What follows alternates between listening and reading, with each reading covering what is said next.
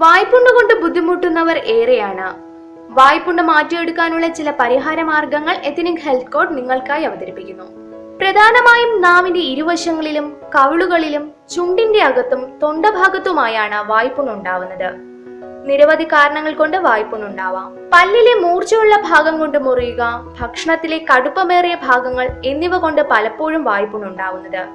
ഇതല്ലാതെ ആന്തരികമായ പ്രശ്നങ്ങൾ, വൈറ്റമിൻ ബിയുടെ കുറവ്, മാനസിക സംഘർഷം, മാനസിക പിരിമുറുക്കം എന്നിവയും വായ്പുണ്ണിന് കാരണമാകുന്നു. ഇത്തരത്തിലുണ്ടാകുന്ന വായ്പുണ്ണിന് തുടക്കത്തിൽ തന്നെ വേദന കൂടുതലായിരിക്കും. വായിലുണ്ടാകുന്ന പുണ്ണിനേക്കാൾ അസഹനീയമായിരിക്കും നാവിന് വശത്തായി കാണപ്പെടുന്ന പുണ്ണുകൾ. എന്നാൽ വായ്പുണ്ണിനെ വെറും ഒരു രാത്രി കൊണ്ട് മാറ്റിയെടുക്കാൻ സാധിക്കും. എന്തൊക്കെയെന്ന് നോക്കാം. അല്പം ഉപ്പെടുത്ത് നാവിൽ 5 മിനിറ്റോളം വയ്ക്കുക. അല്പസമയത്തിന് ശേഷം ഇത് അലിഞ്ഞില്ലാതാകുമ്പോൾ വീണ്ടും ഇങ്ങനെ ചെയ്യുക. ഇത്തരത്തിൽ കിടക്കാൻ പോകുന്നതിന് മുൻപ് 2-3 പ്രാവശ്യം ചെയ്യുക. രാവിലെ എഴുന്നേൽക്കുമ്പോഴേക്കും വായിലെ പുണ്ണിന് ആശ്വാസം നൽകും.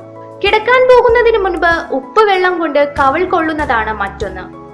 ഇത് വേദന കുറയ്ക്കുകയും മുറിവിൽ ആഴത്തിൽ ചെന്ന് വൃത്തിയാക്കുകയും ചെയ്യുന്നു. നാടൻ പ്രയോഗങ്ങളിൽ മുന്നിലാണ് പച്ചമോരിന്റെ ഉപയോഗം.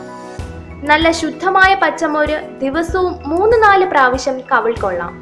നാവിൽ ഉള്ളിലേക്ക് ഇറങ്ങിച്ചെല്ലുന്ന രീതിയിൽ മോര് കഴിക്കാവുന്നതാണ്. നെല്ലിക്ക മോരിൽ ചാലിച്ച് കഴിക്കുന്നതും നാവിലെ പുണ്ണിനുള്ള ഒരു പരിഹാരമാണ്. ഇത് നാവിലെ പുണ്ണിനെ നിമിഷ നേരം കൊണ്ട് ഇല്ലാതാക്കുന്നു. ആരോഗ്യ ഗുണങ്ങൾ വളരെ കൂടുതലുള്ള ഒന്നാണ് കറിവേപ്പില.